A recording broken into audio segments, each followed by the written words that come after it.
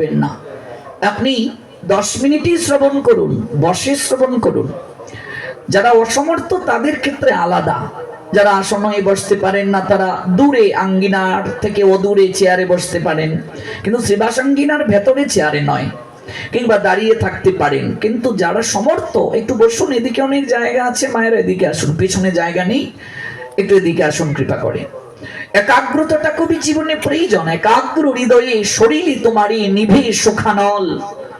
অনেক কিছুই জানার প্রয়োজন আমাদের জীবনে, কিন্তু আমরা জানি না, এই পরিবেশটা পাই না। যেহেতু এই পরিবেশটা পেয়েছি, দুদিন আপনাদের সঙ্গ প্রাপ্তির সুযোগ হয়েছে, একটু এই সময়টাকে বিশেষ মূল্যায়ন করুন। দেখবেন এই দুদিনে অনেক কিছু জানতে পেরেছেন যা জীবনে এতদিন জানেন নাই। বয়স হয়ে গেল 50, 60, 70, কিন্তু এই কথাগুলো জানতেন না। এই দুদিনে যা জানতে পেরেছেন, এই যে আড়াই ঘন্টা করে আমরা দুদিন শ্রবণ করব, এই 5 ঘন্টা সময় দুদিনে অনেক কিছু জানতে পারবেন যা জীবনে এতদিন জানেন নাই। কাজে এটা খুবই উচিত গুরুজনদের শিক্ষাটা দেয়া, যে কোথাও যাওয়ার পূর্বে তুলসীকে প্রণাম দিয়ে যাও, গুরুজনকে প্রণাম দিয়ে যাও, ভগবানকে প্রণাম দিয়ে যাও। কোথা থেকে আসার পূর্বে আগে তুলসীকে প্রণাম দিয়ে ঘরে প্রবেশ করো, গুরুজনকে প্রণাম দাও, ভগবানকে প্রণাম দাও। প্রণাম প্রণাম হচ্ছে যজ্ঞের মাঝে শ্রেষ্ঠ যজ্ঞের একটা অঙ্গ প্রণাম। আপনি ভাগবতে গেলেন, প্রণাম করে বসুন। মন্দিরে গিয়ে ভগবানকে আগে প্রণাম করতে হবে। আপনি চলে যাবেন, প্রণাম দিয়ে যাবেন। গুরু বৈষ্ণবের কাছে গেলে সর্বপ্রথম প্রণাম দিয়ে বসতে হয়। মন্দিরে গেলে ভগবানকে আগে প্রণাম দিতে হয়। প্রণামটা যদি আমরা ঠিকভাবে না দেই, প্রণাম দিতে যদি আমরা কৃপণতা বোধ করি, অলসতা বোধ করি, তাহলে কৃপা প্রাপ্ত হব না। কৃপা কাকে বলে? গুরু গোসাইয়ের নৈকট্যে গিয়ে আমরা বলি একটু কৃপা করবেন। কৃপা তো কোনো ফল নয় যে গাছে দড়িয়ে গাছ থেকে পেরে দেয়া হবে। কৃপা শব্দের অর্থ হচ্ছে কাজ করি পাওয়া। কাজ যদি না করি তাহলে তো কৃপা হবে না মা। কৃপা করতে গেলে আগে কাজ করতে হবে, সেবা করতে হবে, সেবা দ্বারাই কৃপা প্রাপ্তি হয়। প্রণামের কথা শ্রীমদ্ ভগবদ গীতার 3টি শ্লোকে বলা হয়েছে। আপনারা ভাববেন না যে আপনি একটা শ্লোক দিয়ে শুরু করলেন, এটা ব্যাখ্যা না করেই তো চলে এলেন। আমি আবার ঘুরে ফিরে ওই জায়গায় যাব। একটা বিষয়কে বোঝাতে গেলে অনেক বিষয় আলোচনায় আসে, এগুলো ব্যাখ্যা শুনে আবার মূল জায়গায় ফিরে যাব, কেবল শুনতে থাকুন। কোথাও যাওয়ার পূর্বে প্রণাম দিয়ে যেতে হয়, এসে প্রণাম দিতে হয়। গুরুজনের কাছে গেলে, গুরু বৈষ্ণব গোসাইয়ের নিকটে গেলে সর্বপ্রথম প্রণাম দিতে হয়। ভগবানের মন্দিরে গেলে প্রণাম দিতে হয়। কিন্তু সেই যে প্রণামটা দেব, কিভাবে দেব? আজকাল সনাতন ধর্মের প্রায় 90 জন লোক, 90 জন সনাতন অনুসারী প্রণামটা দিতে জানে না। প্রণাম কি করে দিতে হয় জানে না। এটা আমাদের জন্য দুর্ভাগ্য।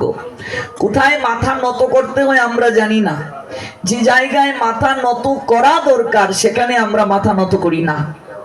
যদি হতে পারো নিচু তবে পাবে কিছু, কিন্তু কোথায় নিচু হব, কার নিকটে নিচু হব? ভগবানকে প্রণাম যখন দিতে যাব, কোন শ্রীমন্দিরে যখন যাব, গুরু বৈষ্ণবের নিকটে যখন যাব, সর্বপ্রথম দৃষ্টি দিতে হবে চরণে। কোথায় দৃষ্টি দিতে হবে মা? চরণে। এই দেহের সব জায়গায় মায়া আছে, অঙ্গ প্রত্যঙ্গের সব জায়গায় মায়া আছে, চরণে মায়া নেই। চরণে আছে কেবল কৃপা। এই জন্য যত প্রকার সেবা রয়েছে তার মধ্যে শ্রেষ্ঠ চরণ সেবা। এই চরণ সেবা করে গোবিন্দ দাস শ্রীমান মহাপ্রভুর অহৈতুকী কৃপা প্রাপ্ত হয়েছিলেন। কে গোবিন্দ দাস?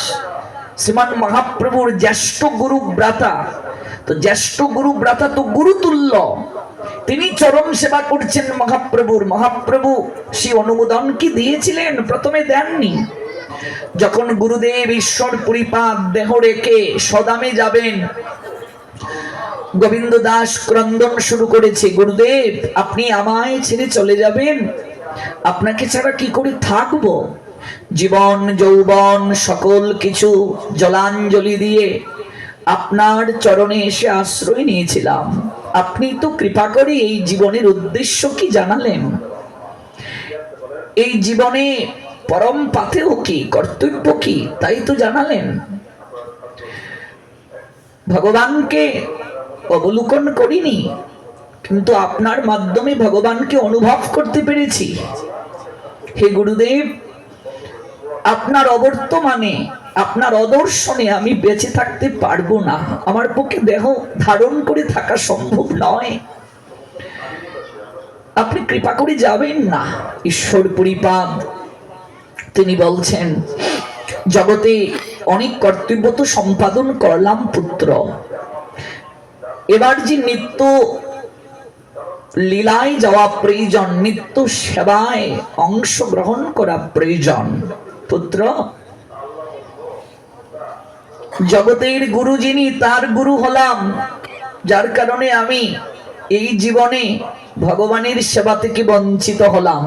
মহাপ্রভু গুরুদেবকে ঈশ্বর পরিপাদ, জগৎ গুরু শ্রীমান মহাপ্রভু, আর তার গুরুদেব ঈশ্বর পরিপাদ। ঈশ্বর পরিপাদের গুরুদেবকে মাধবেন্দ্র পুরী।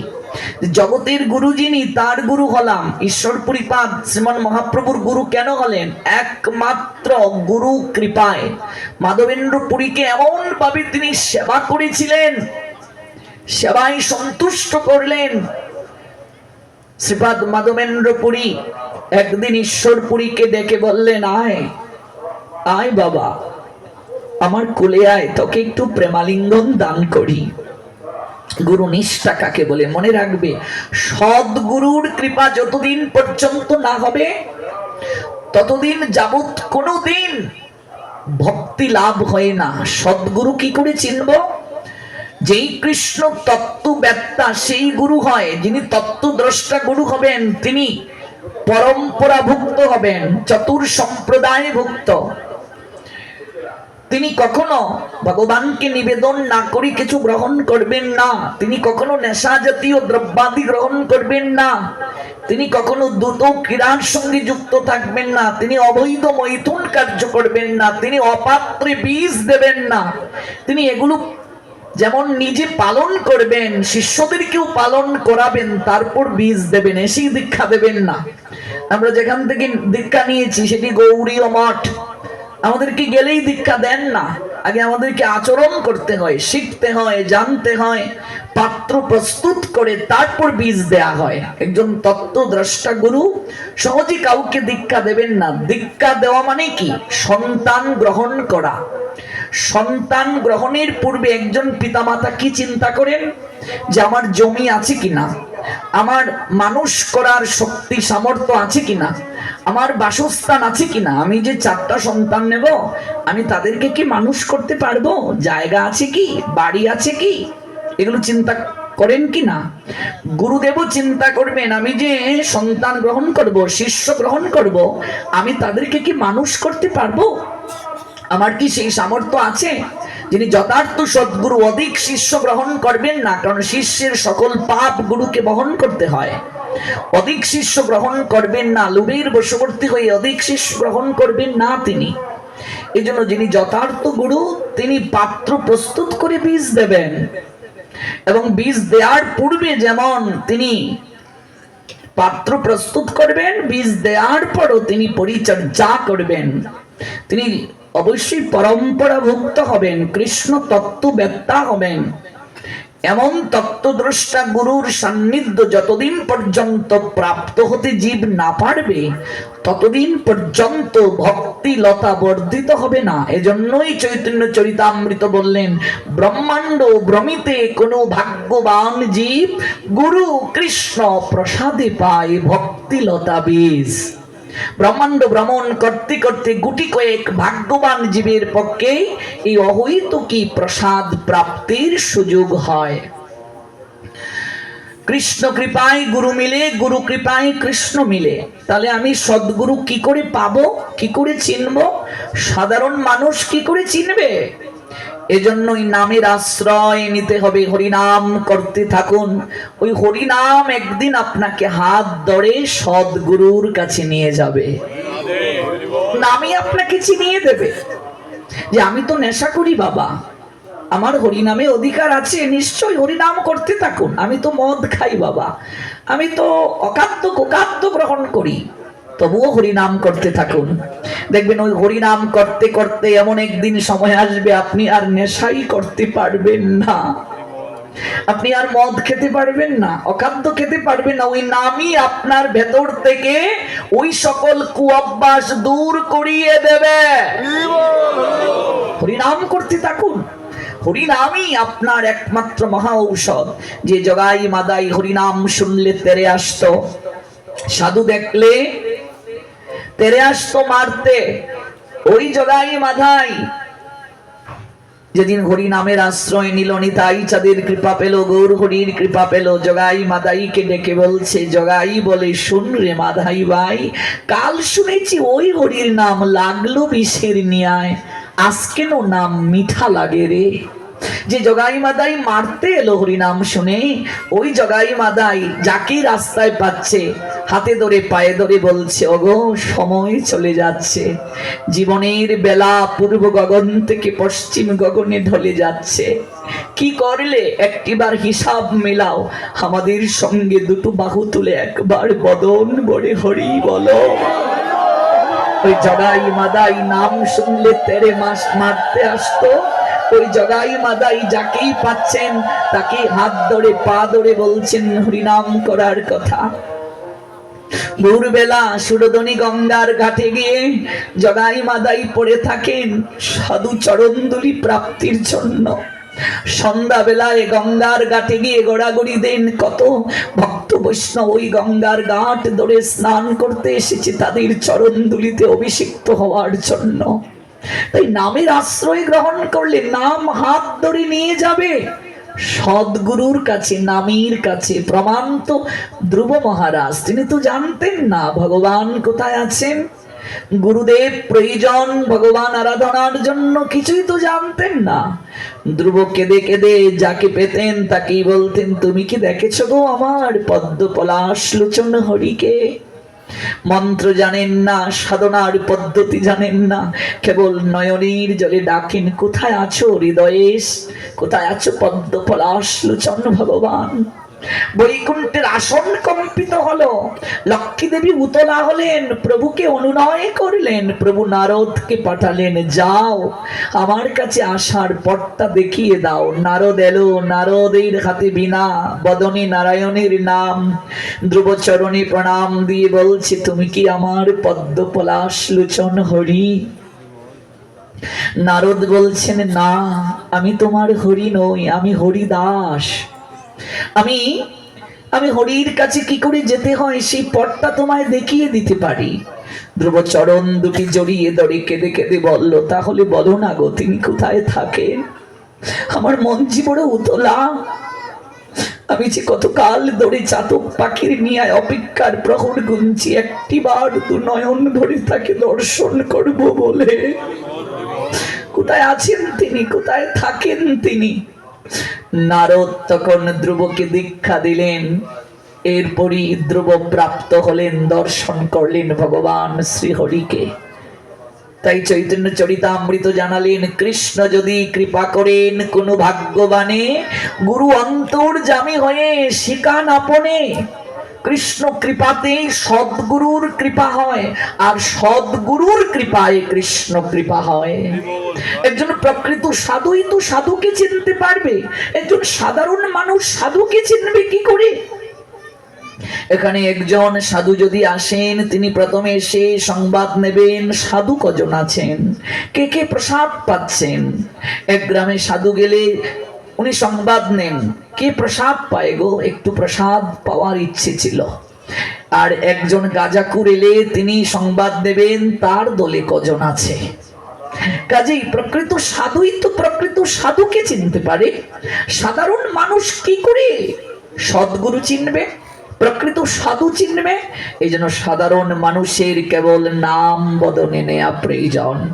নামের চরণে শরণ নিলে নাম হাত ধরে নিয়ে যাবে, আপনাকে সদ্গুরু খুঁজতে হবে না, গুরুদেব স্বয়ং কৃপা করে আসবেন আপনাকে পথ দেখিয়ে দেওয়ার জন্য। একটা মাধ্যম ভগবান পাঠিয়ে দেবেন। স্বয়ং নামার নামই পার্থক্য নেই রে বাবা, আলাদা নয়, অভেদ। স্বয়ং পাঠিয়ে দেবেন ভগবান, যাও আমাকে ডাকছে নয়নের জলে, পথটা দেখিয়ে দাও। প্রকৃত সাধুই কেবল প্রকৃত সাধুকে চিনতে পারেন। তাই সাধু দর্শনে যখন যাবে, গুরুদেব দর্শনে যখন যাবে, প্রসঙ্গটা ছিল সর্বপ্রথম চরণ দর্শন করতে হবে। তারপরে আমরা জানলাম চরণই কেবল আছে কৃপা। এজন্যই গোবিন্দ দাস চরণ সেবার অধিকার পেলেন শ্রীমান মহাপ্রভুর চরণ সেবার অধিকার গোবিন্দ দাস পেলেন। কে গোবিন্দ দাস? আমরা জানলাম মহাপ্রভুর জ্যেষ্ঠ গুরুব্রাতা। গোবিন্দ দাসের গুরুদেব ঈশ্বরপুরীপাদ এত প্রেম কি করে প্রাপ্ত হলেন? তার গুরুদেব মাধবেন্দ্র পুরীপাদের কাছ থেকে আমরা শুনছিলাম এই প্রসঙ্গে। সেই মাধবেন্দ্র পুরীপাদের সেবা নিজের হাতে ঈশ্বরপুরীপাদ করলেন। গাত্র মার্জন করে দেওয়া, স্নান আদি করিয়ে দেওয়া। সেবা দুই প্রকার, বপু সেবা, বাণী সেবা। বপু সেবা মানে শরীরের সেবা, আর বাণী সেবা মানে বাক্য পালন, আদর্শ পালন। আপনি গুরুদেবকে স্নান করিয়ে দিলেন, বস্ত্র পরিয়ে দিলেন, চরণ সেবা করিয়ে দিলেন, এগুলো বপু সেবা। আর বাণী সেবা গুরু বাক্য পালন। নরোত্তম দাস ঠাকুর বললেন, গুরু মুখ পদ্ম বাক্য চিত্তেতে করিয়া অক্ষ, আর না করিও মনে আশা। গুরুদেবের বাক্যটাকে যথাযথ রূপে চিত্তের মাঝে স্থান দিয়ে জীবনে আচরণে আনতে হবে। বপু সেবা, বাণী সেবা, বপু থেকেও বাণী সেবা শ্রেষ্ঠ। গুরু আদর্শ পালন। মাধবেন্দ্র পুরীপাদের গাত্র মার্জন সহস্তে করে দেন, মল মূত্র আদি নিজের হাতে পরিষ্কার করে দিয়েছেন ঈশ্বরপুরী। গুরু বাক্য প্রতিপালন করেন অক্ষরে অক্ষরে, গুরুদেবকে রেখে কোথাও তিনি যান না গো। মাধবেন্দ্র পুরীপাদ সেবায় সন্তুষ্ট হয়ে একদিন ঈশ্বরপুরীপাদকে ডাকলেন, আয় বাবা আমার কোলে আয়, আমি তোকে প্রেমালিঙ্গন দিচ্ছি। তুই আমায় যেভাবে সেবা করলে, আমার চিত্তে যেটুকু প্রেম আছে সবটুকু প্রেম যেন তোর মাঝে আবেশিত হয়। আমার চিত্তে যতটুকু প্রেম আছে সব প্রেম যেন তোর মাঝে আবেশিত হয়। আমি তোকে আশীর্বাদ দিয়ে যাই, জগৎ গুরু, তার গুরু তুই হবি। জগতের যিনি গুরু, তার গুরু তুই হবি। গুরু আশীর্বাদ কাকে বলে দেখেন, জগতের যিনি গুরু তার গুরু তুই হবি, আমি তোকে আশীর্বাদ দিয়ে যাচ্ছি। গুরু কৃপা আশীর্বাদে ঈশ্বরপুরীপাদ শ্রীমান মহাপ্রভুর গুরু হলেন। সেই ঈশ্বরপুরীপাদ যখন চলে যাবেন, আমাদের প্রসঙ্গ ছিল দেহ লীলা সংবরণ করে প্রিয় সেবক গোবিন্দ কাঁদছেন, গুরুদেব আপনি চলে যাবেন, আপনাকে ছাড়া কি করে থাকবো। মনে রাখবে বাবা, সন্তান দু প্রকার, বীর্যজাত মন্ত্রজাত। বীর্যের মাধ্যমে যে সন্তান উৎপাদিত হয়, সেই সন্তানের সঙ্গে পিতার সম্পর্ক এই জগৎ পর্যন্ত। মৃত্যুর সঙ্গে সঙ্গে এই সম্পর্ক শেষ হয়ে যায়। মৃত্যুর পরে আর পিতামাতার সঙ্গে সন্তানের কোনো সম্পর্ক থাকে না। থাকে গো মা? কোনো বাবা মারা গেলেন, পুত্র কান্না করছে, তুমি আমায় রেখে কোথায় গেলে, তোমায় ছাড়া কি করে থাকবো। শ্রাদ্ধে পিণ্ডও দিচ্ছে, সেই শ্রাদ্ধ বাসরে পিতা যদি এসে হাজির হয় আর হাতটা বাড়িয়ে দিয়ে যদি বলেন আমায় পিণ্ডটা দে, পুত্র কি পিতা বলে জড়িয়ে ধরবে, না ভূত বলে দৌড়ে পালাবে? দৌড়ে পালাবে। মৃত্যুর সঙ্গে সঙ্গে পিতামাতার সঙ্গে সন্তানের সম্পর্ক আর থাকে না, নিঃশেষ হয়ে যায়। কিন্তু মন্ত্রজাত যে সম্পর্ক, যাকে শিষ্য শিষ্যা বলা হয়, যথার্থ গুরু মন্ত্রের মাধ্যমে যে সন্তান গ্রহণ করেন, শিষ্য গ্রহণ করেন, শিষ্যা গ্রহণ করেন, এই সম্পর্ক শুধু ইহ জগৎ পর্যন্ত নয়, এই সম্পর্ক পরজগৎ পর্যন্ত, চিন্ময় ধাম গোলক বৃন্দাবন পর্যন্ত। এজন্য আমার গুরুদেব সবসময় একটা কথা বলেন যে গুরু ভ্রাতা ভগিনীর মাঝে সম্পর্কটা চিন্ময়, কখনো বিদ্বেষ করবে না, কখনো দলাদলি করবে না। প্রত্যেক গুরুদেবের শিষ্য শিষ্যাকে নিজের গুরু ভ্রাতা ভগিনীর মতো যতদিন পর্যন্ত না দর্শন করা যাবে ততদিন পর্যন্ত প্রকৃত গুরু কৃপা, প্রকৃত গৌর প্রেম লাভ করা যাবে না। যেজন গৌরাঙ্গ বোঝে সে হয় আমার প্রাণ রে। প্রত্যেক গুরুদেবের শিষ্য শিষ্যাকে নিজের গুরু ভ্রাতা ভগিনীর মতো দর্শন করতে হবে, যে উনি আরেক গুরুদেবের শিষ্য, আমি আরেক গুরুদেবের শিষ্য, এই ভাব রাখা যাবে না। ভক্তমাল গ্রন্থ জানিয়ে দিলেন, সতর্ক করে দিলেন, সাবধান, এই ভাব রাখিও না, তাহলে ধৃতরাষ্ট্রের মতো ভাব হয়ে যাবে, আমার পুত্র পাণ্ডুর পুত্র। এই বিদ্বেষ যদি থেকে যায়, এই অসমতা যদি থেকে যায়, কৃষ্ণ কৃপা হবে না, কৃষ্ণ কৃপা থেকে বঞ্চিত হবে। গুরুদেব ঈশ্বর পরিপাদ গোবিন্দ দাসকে বলছেন, কাঁদিস না, আমি চলে যাচ্ছি স্বধামে। যার জন্য এই মনুষ্য জীবন প্রাপ্তি, সেই পরমেশ্বর ভগবান শ্রীকৃষ্ণ তিনিই হলেন রে নদিয়া বিহারী শ্রী গৌর হরি। তিনি শ্রীকৃষ্ণ চৈতন্য মহাপ্রভু নাম ধারণ করে কলিযুগে লীলা সম্পাদন করছেন। আমি সদামে চলে যাচ্ছি, তুই নীলাচল চলে যা, গিয়ে গৌরাঙ্গের চরণে আশ্রয় নিয়ে তার সেবা কর। কৃষ্ণ সেবা তোর হবে, আর আমি তো গুরু হয়ে সেবা থেকে বঞ্চিত হলাম, আমি তোর মাঝে আবেশিত হয়ে আমিও যেন সেই সেবায় অংশগ্রহণ করতে পারি। গোবিন্দ দাস চলে এলেন নীলাচলে, এসে প্রণাম দিলেন শ্রীমান মহাপ্রভুকে। শ্রীমান মহাপ্রভু বললেন, কে আপনি? আমি গোবিন্দ দাস, ঈশ্বর পরিপাদের শিষ্য। কথাটা শোনার সঙ্গে সঙ্গে মহাপ্রভু লুটিয়ে পড়লেন চরণে। ছি ছি ছি ছি ছি ছি ছি ছি, আপনি আমায় প্রণাম দিচ্ছেন? আপনি আমার গুরুদেবের সেবক। গুরুদেবের সেবককেও গুরুদেবের মতোই সম্মান করতে হয়, শ্রদ্ধা করতে হয়। আপনি আমায় প্রণাম দেবেন না? আপনি আমার জ্যেষ্ঠ গুরুতুল্য। গোবিন্দ দাস বলছেন, গুরুদেব দেহ রাখার পূর্বে একটা ইচ্ছে জ্ঞাপন করে গিয়েছেন, আমি যেন প্রভু তোমার সেবা সম্পাদন করি, তোমার যেন সেবার সুযোগ পাই। মহাপ্রভু কর্ণ দুটো ধরে বললেন, না, আমায় ক্ষমা করুন, আমি এই সুযোগ দিতে পারবো না। আপনি আমার জ্যেষ্ঠ গুরুভ্রাতা, তাছাড়া আপনি আমার গুরুদেবের সেবক। গুরুদেবের সেবক আমার অঙ্গ সেবক হতে পারে না। কিন্তু গুরুদেবের যে এটা ইচ্ছা, গুরু বাক্যই তো যথার্থভাবে পালন কর্তব্য। আপনি তো পণ্ডিত, আপনি কেন গুরু বাক্যকে লঙ্ঘন করছেন? শ্রীমান মহাপ্রভু কথা বলতে পারছেন না, শাস্ত্রের বেড়াজালে আটকে দিলেন গোবিন্দ দাস। বাধ্য হয়ে সুযোগ দিতে হলো। প্রত্যেক দিন প্রভু যখন মধ্যাহ্নকালীন সময়ে প্রসাদ গ্রহণ করেন, প্রসাদ প্রাপ্তির পর যখন একটু বিশ্রামে যান, গোবিন্দ দাস চরণ দুটো সেবা করেন, আর চরণ দুটো ধরে অজুর নয়নে কাঁদেন আর বলেন, কবে হবে তোমার কৃপা? গুরুদেব যে বলে গিয়েছেন, তুমি সাক্ষাৎ পরমেশ্বর ভগবান কৃষ্ণ, কবে হবে তোমার কৃপা? অজুর দ্বারায় কাঁদেন, টপ টপ করে নয়নের জল প্রভুর চরণকে অবিস্নাত করে দেয়, ধৌত করে দেয়। মহাপ্রভু এটি পছন্দ করেন না যে গোবিন্দ দাস আমার চরণ সেবা করুক, আমি এটি চাই না, আমার খুব কষ্ট হয়। তাই একদিন গম্ভীরায় যখন মহাপ্রভু গম্ভীরা লীলা করছেন, গম্ভীরা শব্দের অর্থ কি? এটা উড়িষ্যার একটা ভাষা। গম্ভীরার বাংলা অর্থ হচ্ছে কুঠুরি।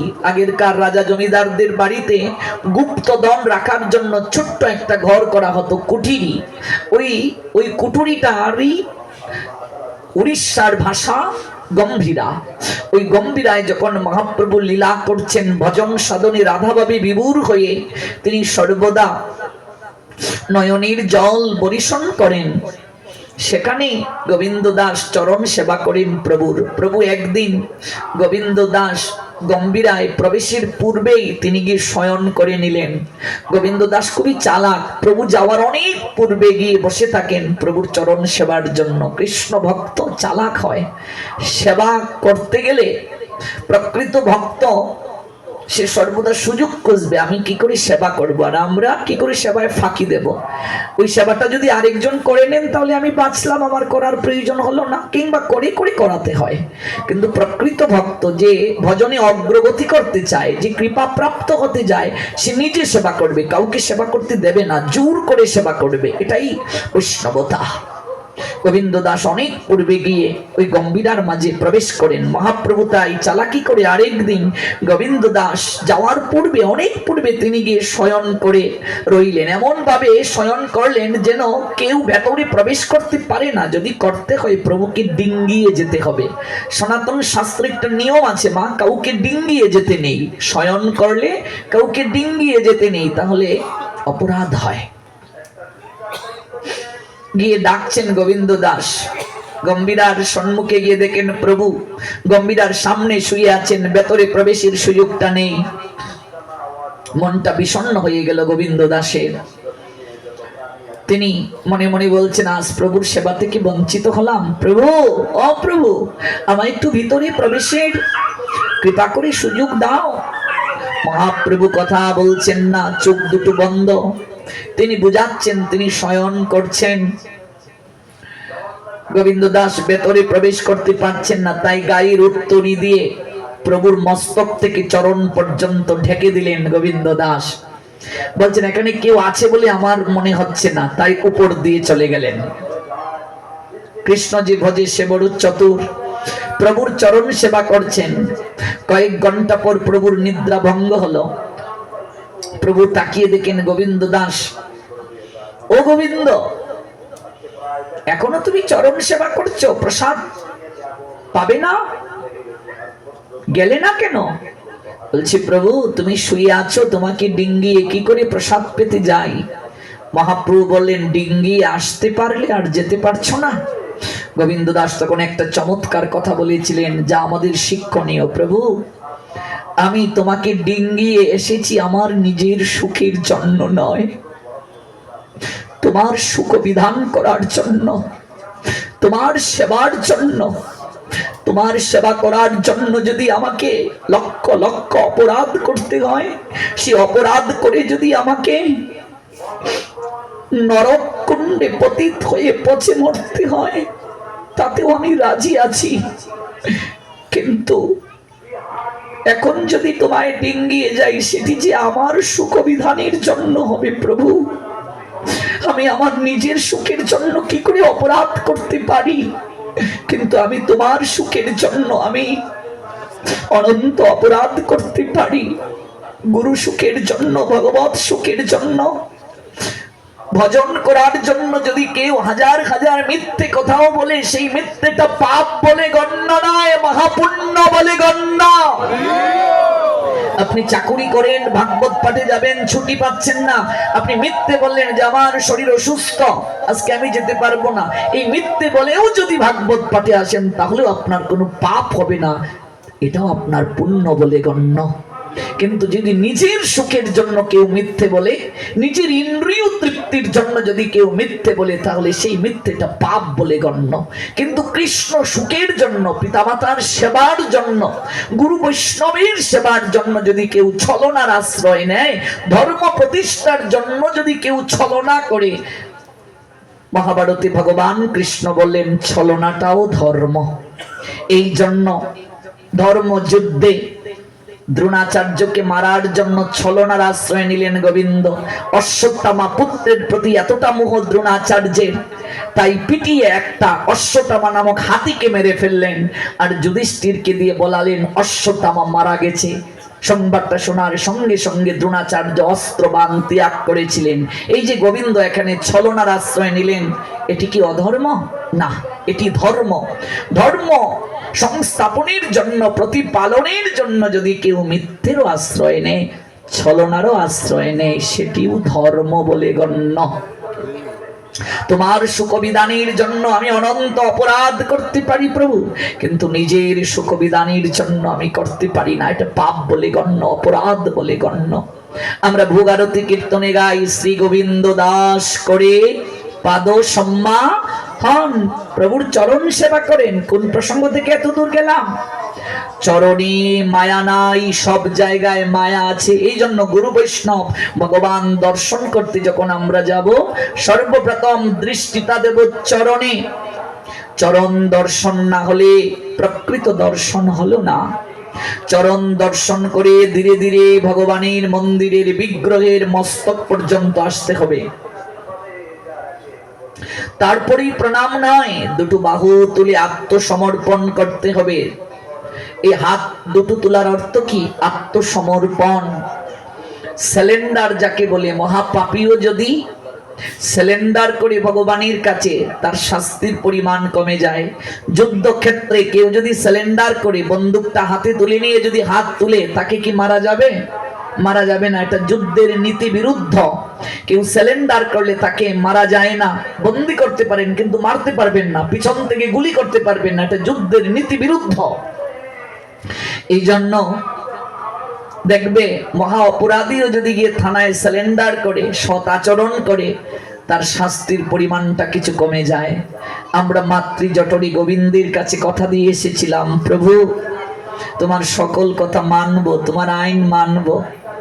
অন্ধকার প্রকোষ্ঠ থেকে নিয়ে যাও, আলোর সন্ধান আমাকে দাও। মন্ত্রটা মনে আছে? আলোচনার প্রসঙ্গে বলেছিলাম, ওম জ্ঞান তিমিরান্ধস্য জ্ঞানঞ্জন শলাকয়া চক্ষুরুন্মিলিতং জ্ঞান তস্मै শ্রী গুরুবে নমঃ। অজ্ঞানজনিত আমি আধারে ডুবে আছি, গুরুদেব জ্ঞানঞ্জন শলাকা দিয়ে চোখটা উন্মিলিত করুন। সর্বপ্রথম এই প্রার্থনাটা আমরা করি। মাতৃজঠরে অন্ধকারে ছিলাম, সেখানে সপ্তম মাসে নানা ক্লেশ কালিমায় থাকার পর অষ্টম মাসে স্বয়ং ভগবান পরমাত্মা ভগবান গুরুরূপে দর্শন দিলেন। চৈতন্য দিয়া জীবকে যখন তিনি চেতনায় আলোকিত করলেন, চৈতন্য পাইয়া জীব চক্ষু মেলে চায়, পরমাত্মা গুরুদেব বৃষি দেখিবারে পায়। এই গর্ভাবাসে জীব তুমি কত কষ্ট পাও, গর্ভাবাস ছাড়ি তুমি জম্বুদ্বীপে যাও।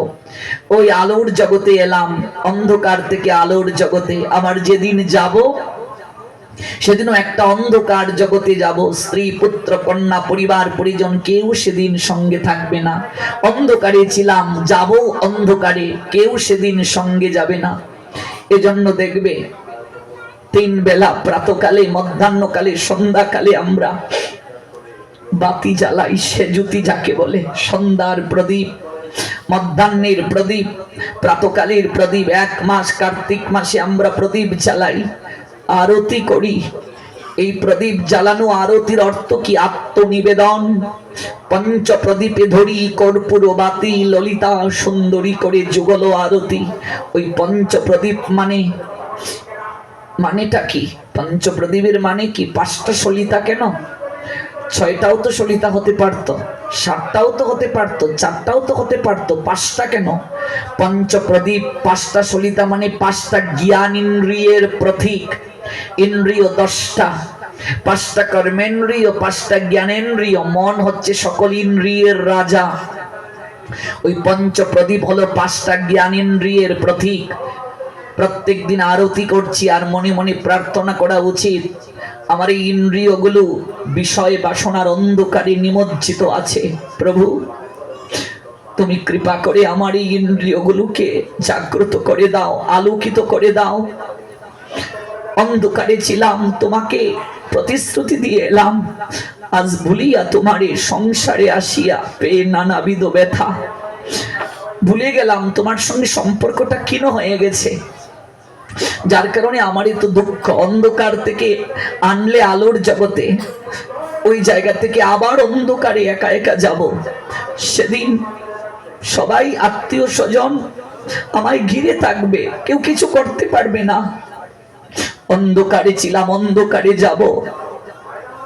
সেদিন একটিবার তুমি হাতে আলোর মশাল নিয়ে এসো পথটা দেখানোর জন্য।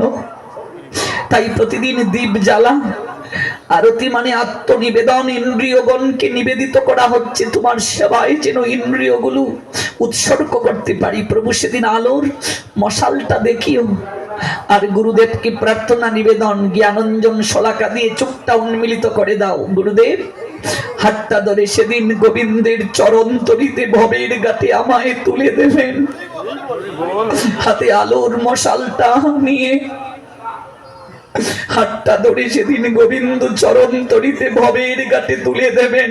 হে গোবিন্দ, সেদিন যেন তোমার হাতে বইটাটা দেখতে পাই ভবের ঘাটে। এই হলো তত্ত্ব। আমরা আরতি করি বটে, তত্ত্ব জানি না। তত্ত্ব না জানলে তো হবে না। শুধু দীপ জেলে গেলাম। পঞ্চপ্রদীপে আরতি করার পর সর্বপ্রথম অগ্নিটা স্পর্শ করে কোথায় লাগাতে হয়? চোখের মাঝে, মস্তকে নয়। সর্বপ্রথম অগ্নিটাকে হাত দিয়ে স্পর্শ করে চোখে স্পর্শ করতে হয়। এই চর্ম চক্ষু দ্বারা ঈশ্বর দর্শন হয় না। মনে আছে কোথায় আলোচনা শুরু করে এলাম? মহানামব্রত ব্রহ্মচারীকে প্রশ্ন করেছিলেন পাশ্চাত্যে আমেরিকায় যে আপনাদের 10 অবতারের মাঝে বুদ্ধদেব চোখটা বন্ধ করে কেন আছেন? মহানামব্রত ব্রহ্মচারী উত্তর দিলেন, এই দুটো চোখ দ্বারা সৃষ্টি দর্শন করা যায়, স্রষ্টাকে দর্শন করা যায় না। স্রষ্টাকে দর্শন করতে হয় অন্তর্চক্ষু দ্বারা। ওই অন্তর্চক্ষুর আরেকটা নাম জ্ঞান চক্ষু।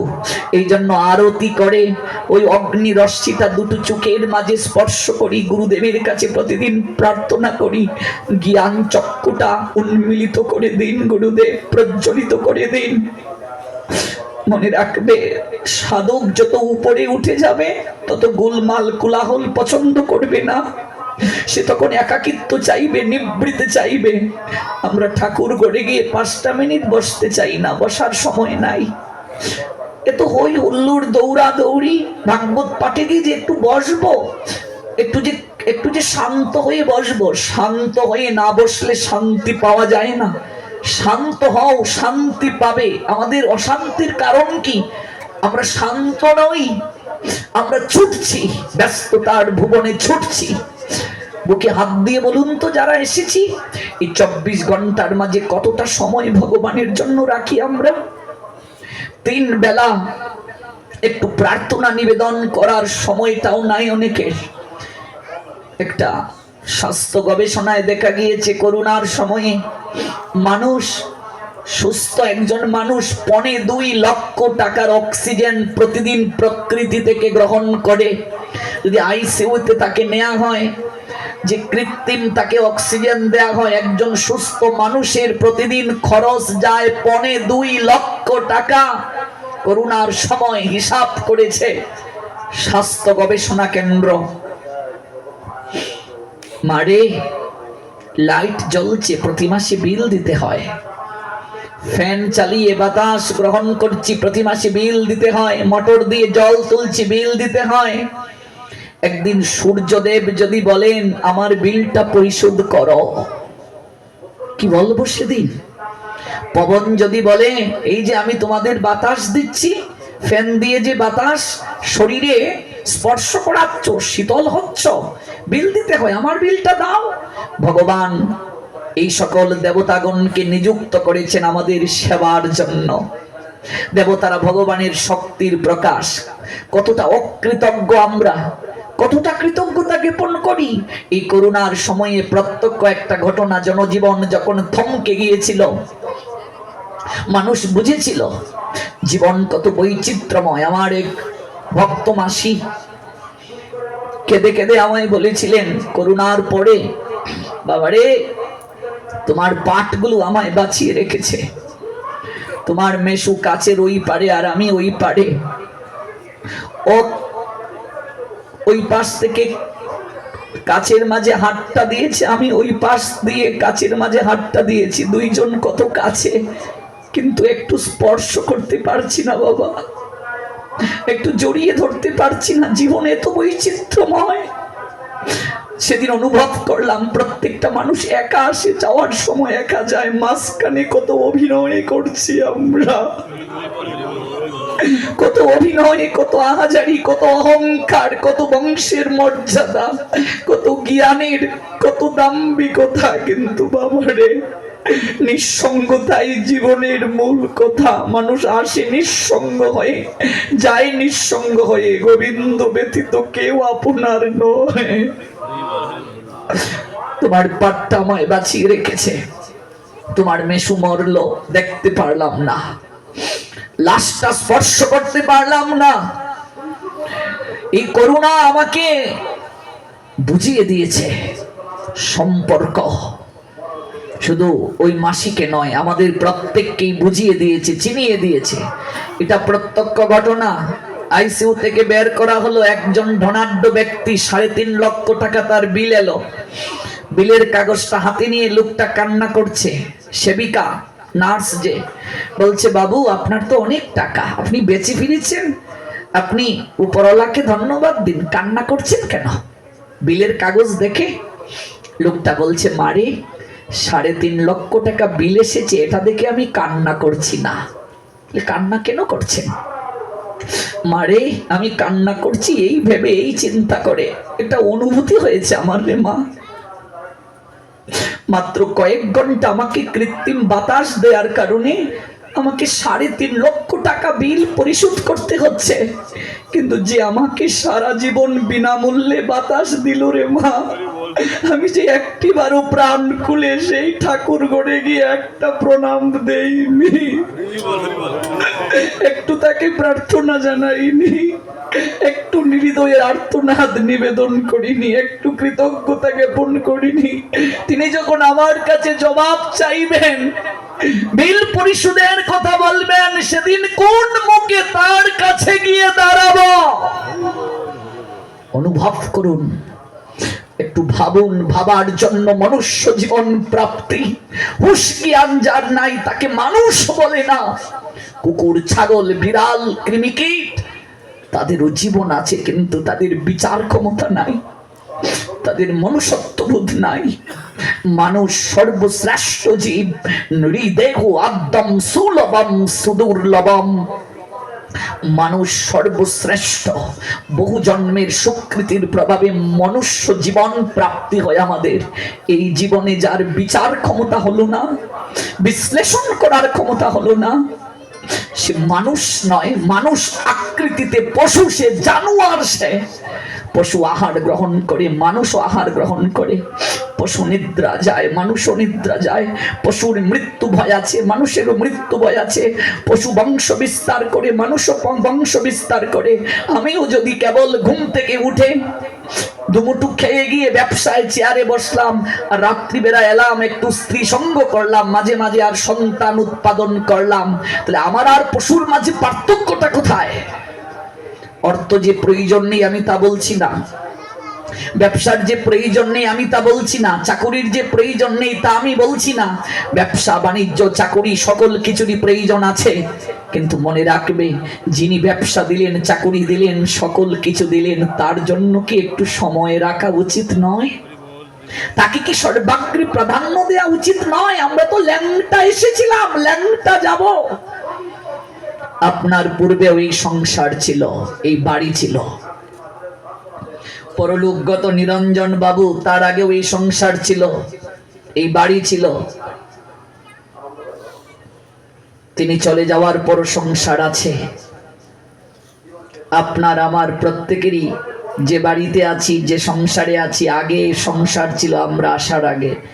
আমরা যখন চলে যাব সংসার থাকবে, থাকবো না কেবল আমরা। এই বেশ আসনে আমি আবার এসেছি, আগামীতে অন্য কেউ এসে বসবে, কীর্তনিয়া অন্য কেউ আসবে। 65 বছর যাবত তাই হচ্ছে। কত লোক এলো, কত লোক গেল, কজন কার কথা মনে রেখেছে? সংসারের এটা নিয়ম, কেউ কাউকে মনে রাখে না। প্রকৃতির করাল কবলে মানুষ হারিয়ে যায়, ডুবে যায়, নিঃস্ব হয়ে যায়। কিন্তু যে কারণে জীবন প্রাপ্ত হলাম, এই জীবনের উদ্দেশ্য যে জানতে চায় না, কি করে সে নিজেকে মানুষ বলে দাবি করতে পারে? শাস্ত্র বলছেন না, মানুষ নয়, মানুষ রূপী জানোয়ার, মানুষ রূপী পশু তারা, যারা মানুষ জন্ম প্রাপ্ত হয়ে জীবনের উদ্দেশ্য কি জানলো না। মন রে কি লাগি আইলি হবে, এমন জনমে হরি না বজিলি, সে তুই মানুষ কবে? কিসের মানুষ রে তুই? মানুষ আকার হইলে কি হয়, করহ ভূতেরও কাম, নহিলে বদনে কেন না বলো শ্রীকৃষ্ণ গোবিন্দ নাম। এজন্য অন্তরাত্মার দিকে ফোকাস করা দরকার। ঈশ্বর দূরে নয়, মন্দিরে ভগবান থাকেন। কে বলেছেন? যদি মন্দিরে ভক্ত না থাকে কেন ভগবান থাকবেন? তীর্থ ধামে ভগবান থাকেন, ভক্ত না থাকলে সেখানেও থাকেন না। বৈকুণ্ঠেও ভগবান থাকেন না যদি ভক্ত আনন্দ বিলাস ভগবানের সঙ্গে না করেন। নারদকে তো উদ্দেশ্য করে বললেনই, নাহম তিষ্ঠামি বৈকুণ্ঠে যোগিনাম হৃদয়ে নচ মদ্ভক্তা যত্র গায়ন্তি তত্র তিষ্ঠামি হে নারদ। মন্দিরেও ভগবান থাকেন না ভক্ত না থাকলে, তীর্থধামে ভগবান থাকেন না ভক্ত না থাকলে। সেই তীর্থে কেন যাও যে তীর্থে বৈষ্ণব নাই? হাটিয়া দূরদেশ যথায় বৈষ্ণব থাকেন তথায় আনন্দ অশেষ। যথায় বৈষ্ণবগণ তথায় মধুময় শ্রী বৃন্দাবন, তথায় আনন্দ অশেষ।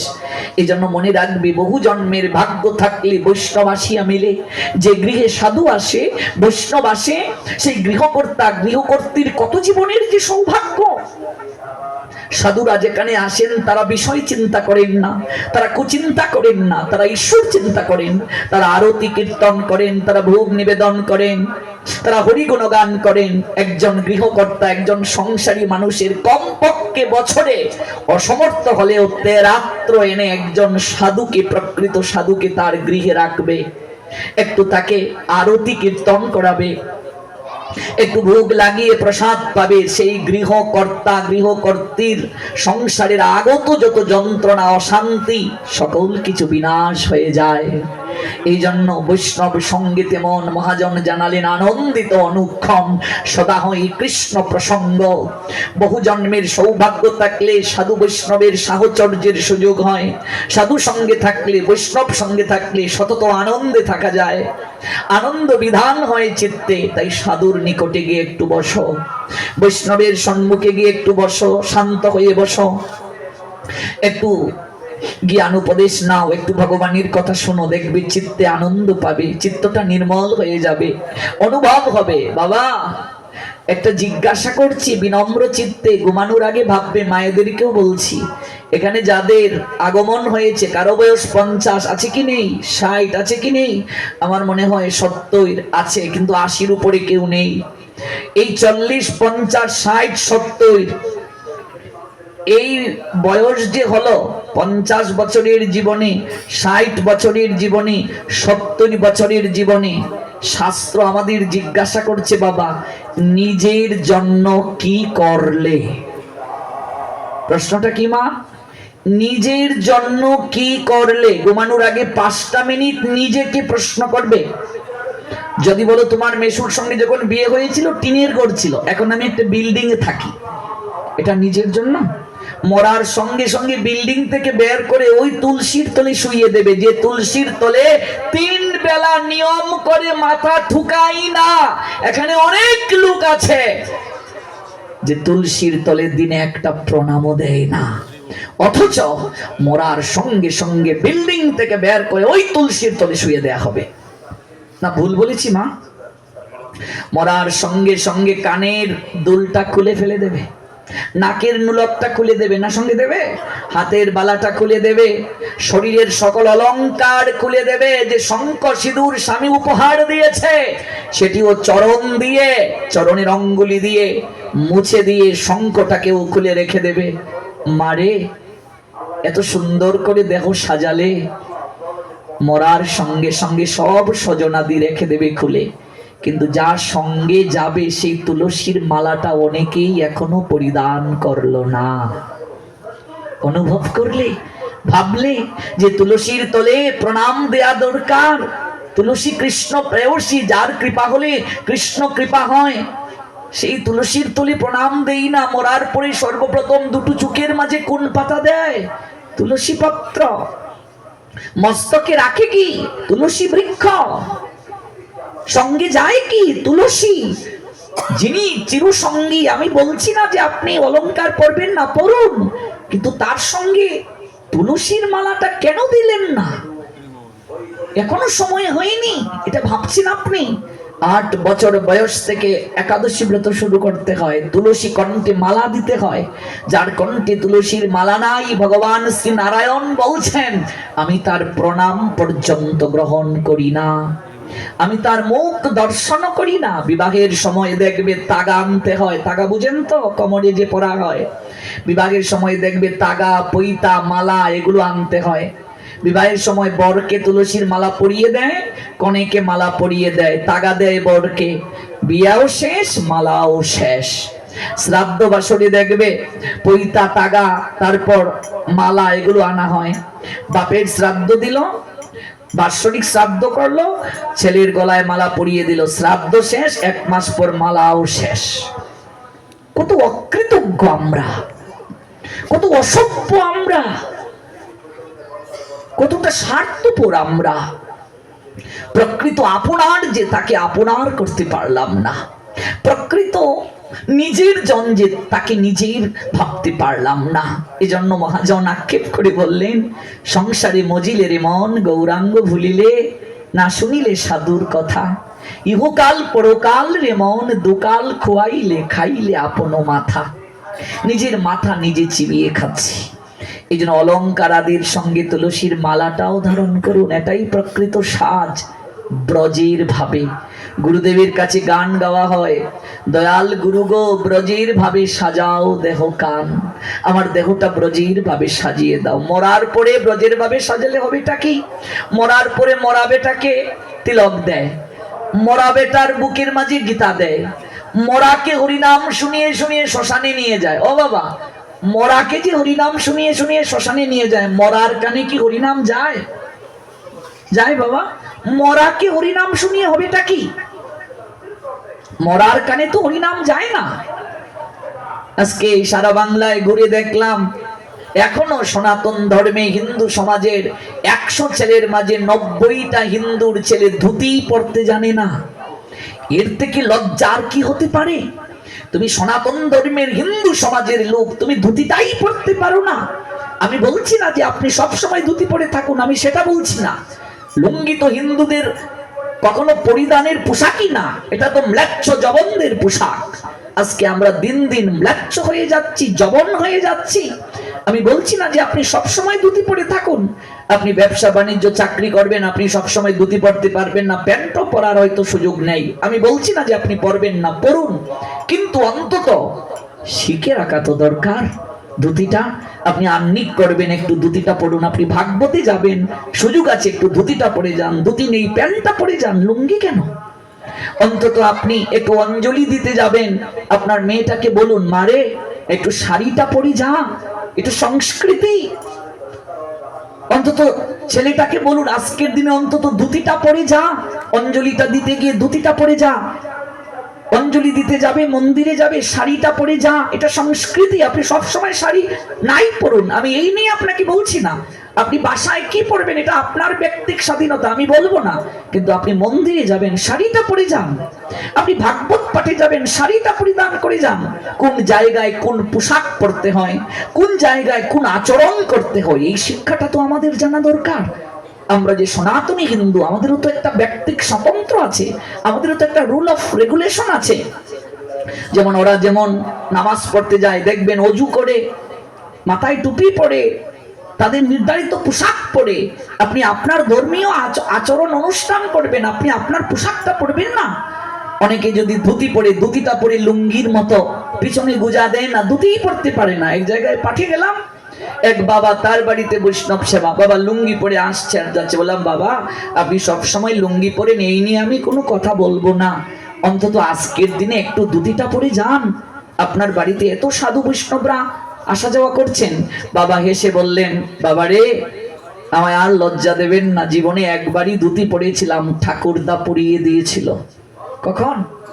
বিয়ের সময়। আমি বললাম, বাবা এখন বিয়েতে খুশিওয়ালা ধুতি কিনতে পাওয়া যায়, নইলে হিন্দুর ছেলের বিয়ে করাই 12টা বেজে যেত।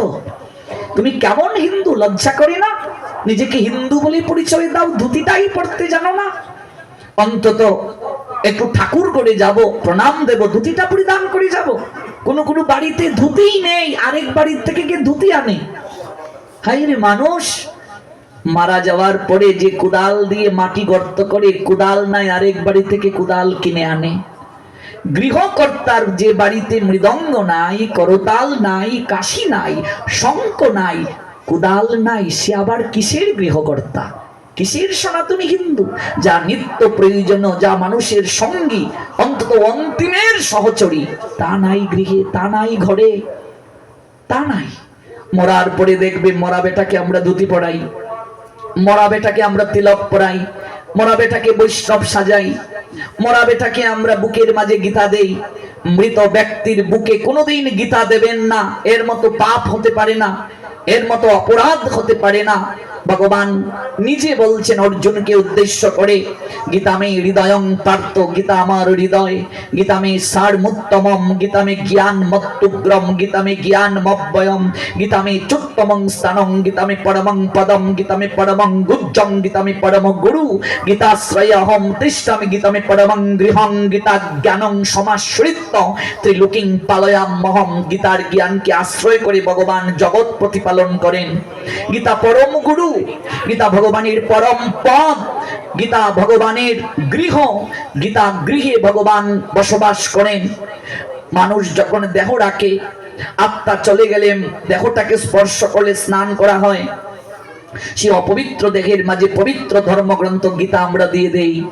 যে ব্যক্তি জীবনে গীতা পড়লো না, খুলে দেখলো না, প্রত্যেকের ঘরে দেখবে ঠাকুর করে একটা গীতা আছে, চন্দন চর্চিত করে তুলসী পত্র দিতে দিতে গীতার উপরে চট লেগে যায়, ভেতরে কি আছে খুলে দেখে না। মরার পরে মরা বেটার বুকের মাঝে গীতা দেয়, বলো হরি হরি বল বলে শ্মশানে নিয়ে যায়। মরার বুকে গীতা দেবেন না। আপনি জীবন দশায় ধুতিটা পড়ুন, তিলকটা দিন, সবসময় তিলক দেবেন আমি তা বলছি না। আপনাকে রেস্ট্রিকশন মেনে চলতে হতে পারে, অফিস আদালতে, বাড়িতে, ব্যবসায় আপনি সবসময় তিলক দিতে পারেন না, আমি বলছি না। কিন্তু আপনি ভাগবতে যাবেন, তিলকটা পরিধান করে যান। আপনি ঠাকুর করে যাবেন, তিলকটা পরিধান করে যান। অন্তত 11 অঙ্গে আপনি তিলক দিন, ললাটে আপনি জল তিলক দিন যদি আপনার পরিস্থিতি খারাপ হয়। কিন্তু তিলক ব্যতীত মনে রাখবে কোনো কার্য হবে না। জল তিলক কি? তিলক স্পর্শ করে জলটা ললাটের মাঝে দেওয়া। তিলক ব্যতীত, মালা ব্যতীত যে ভগবানের সেবা করে তার হাতে ভগবান কোনো কিছুই গ্রহণ করেন না। শ্রীমান মহাপ্রভু জানিয়ে দিলেন, তিলক বিহীন কপাল শ্মশানের ন্যায়। যার কপালে তিলক নাই তার কপাল হচ্ছে শ্মশান সদৃশ। তিলক নাই বিপ্রের কপালে, সেই কপাল শ্মশান সদৃশ, জানিও সকলে। শ্রীমান মহাপ্রভু জানালেন, যমরাজ দূতদেরকে বললেন, যাদের কপালে তিলক আছে ওরা অগ্নি সদৃশ। অগ্নিতে জেনে হাত দাও, না জেনে হাত দাও, অগ্নি যেমন সকলকে পুড়িয়ে ছাই করে দেয়। যাদের কপালে তিলক আছে, যাদের কণ্ঠে মালা আছে, সাবধান, তাদের কাছে যেও না, গেলে তুমিও পুড়ে ছাই হয়ে যাবে। মালা, মা মানে আমাকে, লা মানে দান করা। হে বৃন্দা দেবী, তোমাকে কণ্ঠে ধারণ করলাম, তুমি আমাকে কৃষ্ণ ভক্তি দান করো। খুব সহজে কৃষ্ণ কৃপা হবে তুলসীর চরণে যদি আশ্রয় নেওয়া হয়। আপনি প্রধানমন্ত্রীর সঙ্গে সরাসরি দেখা করতে পারবেন? পারবেন না। যদি প্রধানমন্ত্রীর কোনো কাছের মানুষের সঙ্গে আপনার সম্পর্ক থাকে, খুব সহজে তার সঙ্গে সাক্ষাৎ করতে পারবেন কিনা? পারবেন। তুলসীর সঙ্গে গোবিন্দের সবচেয়ে ঘনিষ্ঠ সম্পর্ক। তুলসী হলেন কৃষ্ণ প্রিয়া। নম নম তুলসী কৃষ্ণ প্রিয়সী, রাধা কৃষ্ণ সেবা পাবো। এই অবিলাসী যে তোমার শরণ লয়, তারও বাঞ্ছা পূর্ণ হয়। কৃপা করে করো তারে বৃন্দাবনবাসী। তুলসীর সঙ্গে গোবিন্দের অতপ্রত ঘনিষ্ঠ সম্পর্ক। তার চরণে যদি কেউ শরণ নেয়, খুব সহজে তার কৃষ্ণ কৃপা, মনের ইচ্ছা পূরণ হয়ে যায়। এই জন্য 56 ব্যঞ্জন রন্ধন করে ভগবানকে দিলেও ভগবান আহার করবেন, দূরের কথা ভগবান তাকিয়েই দেখেন না যদি তুলসী না দেয়া হয়। ঠিক বলছি না ভুল বলছি মা? তুলসী ব্যতীত প্রসাদ হয়? মরার পরেও নয়নে তুলসী, মস্তকের সামনে তুলসীর ভাণ্ড। শ্মশান ঘাটে দেহটা নিয়ে যাওয়ার সময়ও তুলসীর ভাণ্ডটা মস্তকে করে অগ্রে নিয়ে যাওয়া হয়, তারপর লাশটা নিয়ে যাওয়া হয়। সর্বক্ষেত্রে তুলসী। অথচ সেই তুলসীর মূল্যায়ন আমরা করছি না। সনাতন শাস্ত্রে, সনাতন গৃহে, যে গৃহে তুলসী নাই সেই গৃহটা হলো শ্মশান তুল্য। অপঘাতে মৃত্যুর যত আত্মা আছে সেই বাড়িতে আশ্রয় নেয় যে বাড়িতে তুলসী বৃক্ষ নাই। যে গৃহে সন্ধ্যাবেলা শাঁখ বাজে না, কাশি বাজে না, সে যদি সন্ধ্যার প্রদীপ জ্বলে না, অপ আত্মাগুলো সেই গৃহে সে আশ্রয় গ্রহণ করে। এই জন্য সনাতনী হিন্দুর বাড়ি দেখলেই মনে হবে এটা মন্দির। হিন্দুর বাড়ি মানেই একটা নির্মল জায়গা। আজকাল হিন্দুরাও ম্লেচ্ছদের মতো আচরণ করছে, কোনটা কার বাড়ি দেখলে বোঝা যায় না। সনাতনী হিন্দুরা এমন হয়ে যাচ্ছি আমরা, দিন দিন আমরা নিম্ন গতি প্রাপ্ত হচ্ছি আচরণের দিক থেকে। কাজে মরার পরে আমাকে তিলক দিয়ে নিয়ে যাবে আর মরার পরে আমাকে হরিনাম শুনিয়ে নিয়ে যাবে, আমার কোনো কল্যাণ হবে না। মরার পরে হরিনাম শুনিয়ে যখন নিয়ে যাওয়া হয়, দেখবেন মরা বেটাকে নিয়ে যাচ্ছে কাঁধে করে আর বলছে বলো হরি, হরি বল। বলছে কি বলছে না? এবার এই যে বলো হরি, হরি বল বলছে, এটা কি মরা বেটাকে হরি বল বলার জন্য বলছে? মরা বেটাকে কি বলা হচ্ছে? বলো হরি। তাহলে হরি বলটা কাকে বলতে বলা হচ্ছে? ওই মরাকে যারা নিয়ে যাচ্ছে ওই শ্মশান বন্ধুদেরকে বলা হচ্ছে। তত্ত্বটা বুঝবেন। কেউ যখন মারা যায় তখন মস্তকটা শ্মশানের দিক দিয়ে নেওয়া হয় আর চরণটা বাড়ির দিকে। ধানের কই চিনেন মায়েরা? ধান থেকে যে খই হয়, গরম বালির মাঝে ধান যখন দেয় ফুটে ফুটে পড়ে, আমরা সিলেটি লোকেরা এটাকে কই ফুটকই। ধানের খই দেখবে উড়িয়ে উড়িয়ে এরকম ছিটিয়ে ছিটিয়ে দেয়া হয় আর বলা হয় বলো হরি। বিবাহের কাজেও ধানের খই দেয়া হয়, এমনকি গুরু বৈষ্ণবের আগমন উপলক্ষেও ধানের খই দেয়, মঙ্গলের প্রতীক। মৃতদেহ নিয়ে যাচ্ছে সেখানেও ধানের খই ছিটিয়ে দেয়। ধানের খই ছিটিয়ে দিচ্ছে আর বলছে বলো হরি, হরি বল। বলো হরি, হরি বল। বলো হরি, হরি বল। চমৎকার ভাবে এই তত্ত্বটা পূজ্যপাদ বিল্বমঙ্গল দাস বাবাজি মহারাজ ওনার একটা প্রবচনে বলেছিলেন। এই দৃশ্যটা দেখে বাবাজি একটা তত্ত্ব দিচ্ছেন। তত্ত্বটা কি তিনি জানালেন, খুবই চমৎকার, হৃদয় স্পর্শী তত্ত্ব। যখন কেউ মারা যায় ধানের খই দেখবে চরণের দিক দিয়ে ছিটিয়ে দিচ্ছে আর মস্তকের দিকে তুলসীর ভাণ্ড নিয়ে যাচ্ছে। এবার একজন বলছে বলো হরি, বাকিরা বলছে হরি বল। ওই মৃত লাশটা আমাদেরকে একটা তত্ত্ব শিখিয়ে যাচ্ছে, একটা তত্ত্ব জানিয়ে যাচ্ছে। ওই মৃত লাশটা আমাদেরকে জানাচ্ছে, হে বন্ধুগণ, হে অন্তিমের সাথীগণ, তোমরা যারা আমাকে আজ কাঁধে করে আমার অন্তিম ঠিকানায় নিয়ে যাচ্ছ, তাকিয়ে দেখো ওই চরণের দিকে। আমি সারাটা জীবন এত পরিশ্রম করে যে অর্থ সম্পদ আমি সংগ্রহ করেছি, সঞ্চয় করেছি, সারাটা জীবন স্ত্রীর মুখে হাসি ফোটানোর জন্য, সন্তানের মুখে হাসি ফোটানোর জন্য, অর্থ সম্পদ সঞ্চয়ের জন্য, অট্টালিকা বানানোর জন্য, সারা জীবনের মাঝে একটু সময়ও নিবৃতে যে আমি হরিনাম করব সেই সময়টা যে আমি পাইনি। একটু সাধুর কাছে গিয়ে যে বসবো এই সময়টা আমি পাইনি। একটু শান্ত হয়ে ভাগবত পাঠে গিয়ে বসে তোমার কথা শ্রবণ করব গোবিন্দ, এই সময়টা পাইনি। হে বন্ধুগণ, তাকিয়ে দেখো আমার চরণের দিকে। আমি সব কিছু আজ ছড়িয়ে ছিটিয়ে রেখে যাচ্ছি। ওই দানের খড়িগুলো ছিটিয়ে দিচ্ছে, আমি সব কিছু ছড়িয়ে ছিটিয়ে রেখে যাচ্ছি, কিন্তু যা আমার জীবনের সঙ্গে যাবে হরিনাম, তা তো আমি নিতে পারলাম না। তাই তোমরা এই ভুলটা করিও না, আমাকে দেখে শিক্ষা গ্রহণ করো। আর তোমরা সময় থাকতে বদন ভরে একবার মুখে হরি বলো। কি গভীর তত্ত্ব, কি গভীর তত্ত্ব চিন্তা করুন। তোমরা সময় থাকতে একবার বদন ভরে হরি বলো। একটা লোককে নিয়ে যাচ্ছে শ্মশানে। শ্মশান হচ্ছে আমাদের শেষের ঠিকানা। বাবারে, দুটো জায়গায় উঁচু নিচু ভেদাভেদ নাই। একটা জায়গা মন্দির ভাগবতের আসর, এখানে উঁচু নিচু ভেদাভেদ নাই। কলেজের প্রিন্সিপালটা এসেও মাটিতে বসে ভগবানের কথা শ্রবণ করে না, ভুল বলছি?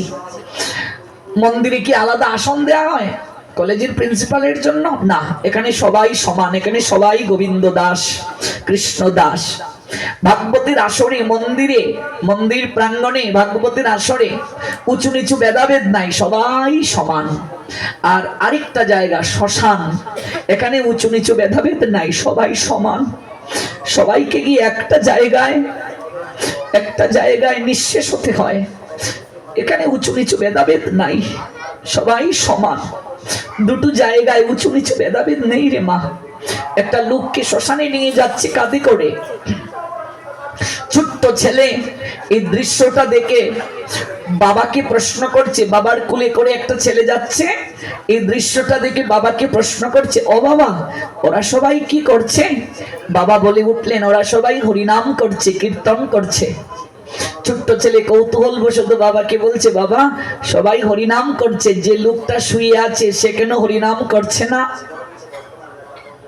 সবাই হরিনাম করছে, যে লোকটা শুয়ে আছে সে কেন হরিনাম করছে না? বাবা খোকাকে জড়িয়ে ধরে বললেন, ও কি করে হরিনাম করবে রে, ও তো মরে গেছে, মরে গেলে তো কেউ হরিনাম করতে পারে না।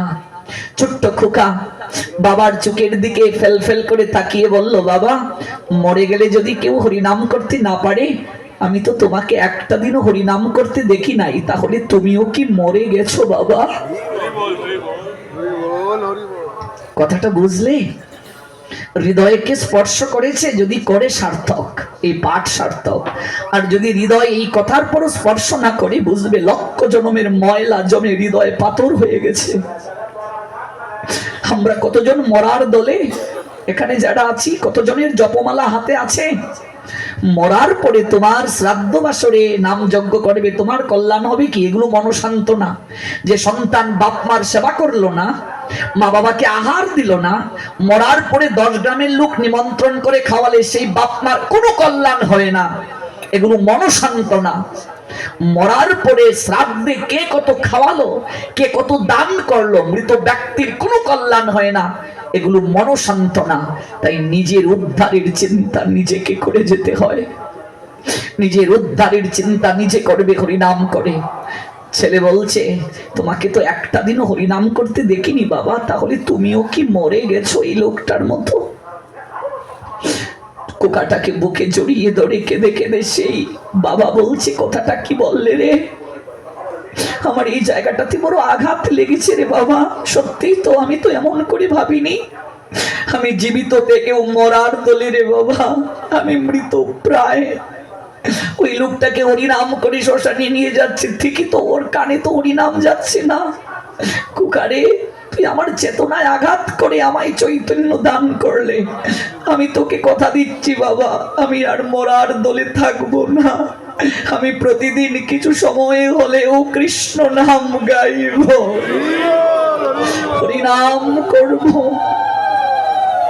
আমরা জীবিত থেকেও মরার দলে, আমরা জীবিত থেকেও মৃত প্রায়।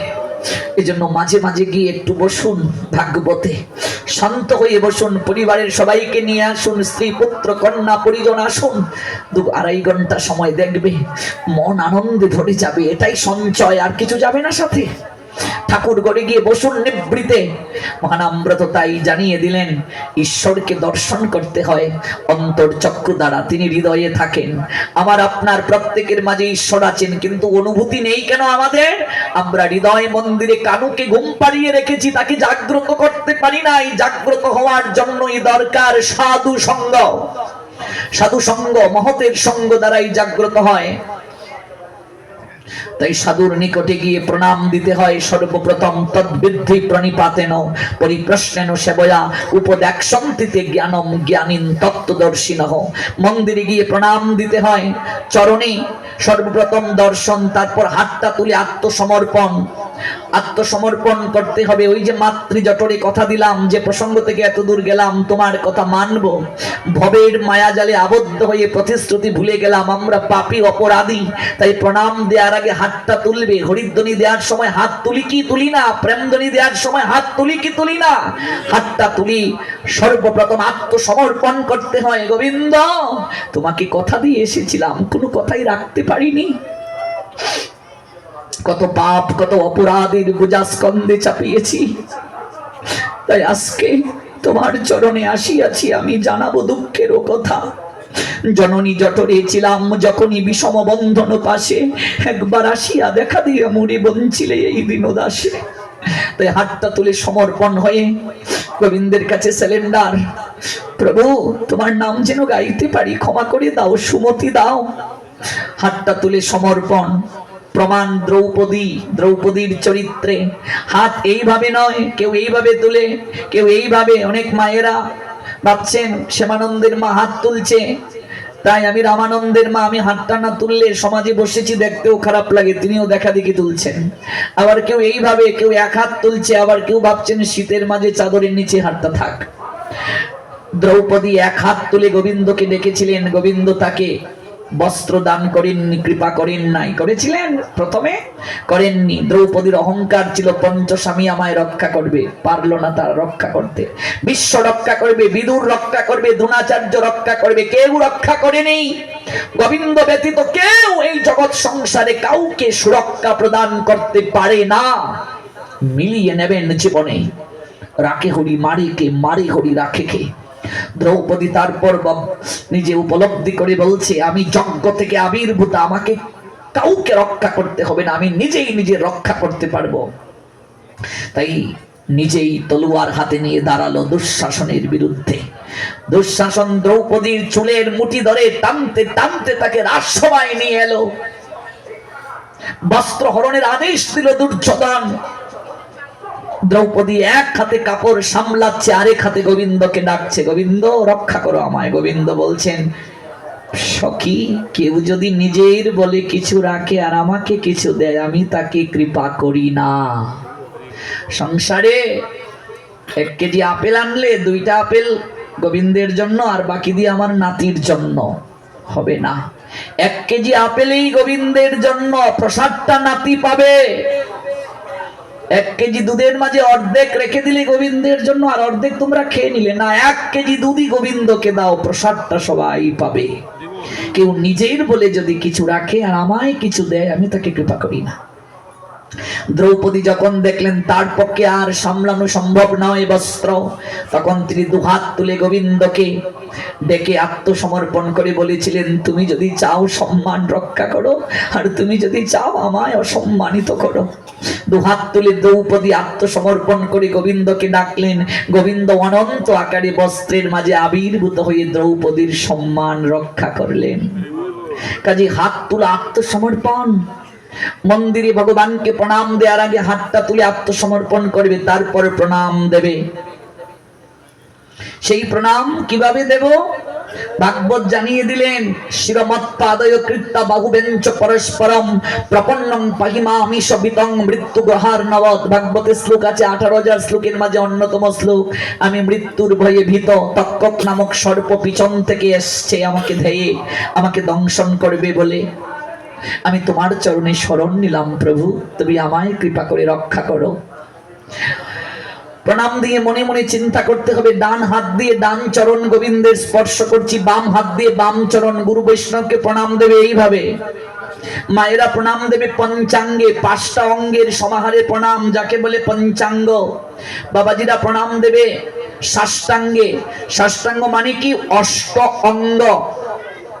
8 অঙ্গ দ্বারা যে প্রণাম, 8টা অঙ্গের সমাহারে যে প্রণাম, তাই হলো ষষ্ঠাঙ্গ। সহযোগ অষ্টাঙ্গ, তাই হলো ষষ্ঠাঙ্গ। হস্তদয়, পদদয়, জানুদয়, বক্ষস্থল, মস্তক, চক্ষু, মন, বাক্য, এই 8টির মাধ্যমে প্রণামকে বলে ষষ্ঠাঙ্গ প্রণাম। বাবাজিরা ষষ্ঠাঙ্গ প্রণাম দেবে, যার আরেকটা নাম হচ্ছে দণ্ডবত, কাঠির মতো শুয়ে পড়া। মায়েরা প্রণাম দেবে পঞ্চাঙ্গে। মায়েদের স্তন কখনো ধরণী মাতা স্পর্শ করতে পারে না। ধরণী কি স্পর্শ করতে পারে না? শঙ্খকে কখনো মাটিতে রাখতে নেই, এই জন্য ত্রিপদীর মাঝে শঙ্খ রাখতে হয়। শঙ্খ শুধু মাটিতে রাখলে মহালক্ষ্মী বিরাট বাজন হয়ে অভিশাপ দেন। কোন গুরু বৈষ্ণবকে আসন ব্যতীত বসতে দেবে না, এই জন্য দেখবে আসন দেয়া হয়। প্রসাদ কেউ পেতে গিয়েছে আপনার গৃহে, আসন পেতে দেবে। আসন নাই, শাড়িটা পেতে দাও, এটাই আসন। যা পেতে দেবে তাই আসন। আসন ব্যতীত গুরু বৈষ্ণবকে বসতে দিতে নেই। যে সোফায় বসে পড়ুন, সোফায় কোথায় বসবে? আসন পেতে দাও। কখনো গুরু বৈষ্ণব আর ব্রাহ্মণের পশ্চাৎ অংশ ধরণীমা সহ্য করতে পারেন না। যদি গৃহকর্তা এমন করে, অভিসম্পাত প্রাপ্ত হবে, মহালক্ষ্মী হারা হবে। আর মায়েদের স্তন ধরণীমা স্পর্শ করতে পারেন না, সহ্য করেন না। আর কি? গ্রন্থ তথা পুস্তক কখনো মাটিতে রাখতে নেই, এই জন্য দেখে এই যে জলচকি দেয়া হয়, রিয়েল দেয়া হয়, মাটিতে সরাসরি রাখতে নেই।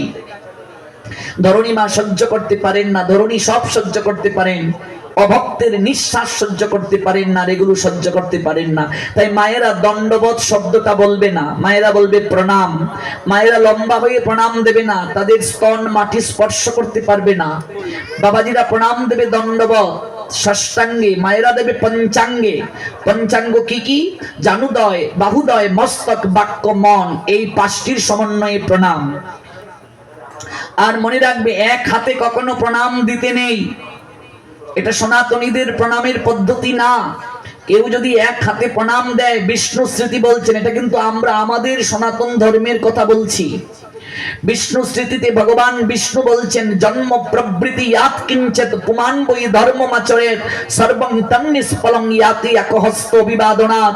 কেউ যদি এক হাতে প্রণাম দেয়, তার জন্মার্জিত সঞ্চিত সকল পুণ্য নষ্ট হয়ে যায়।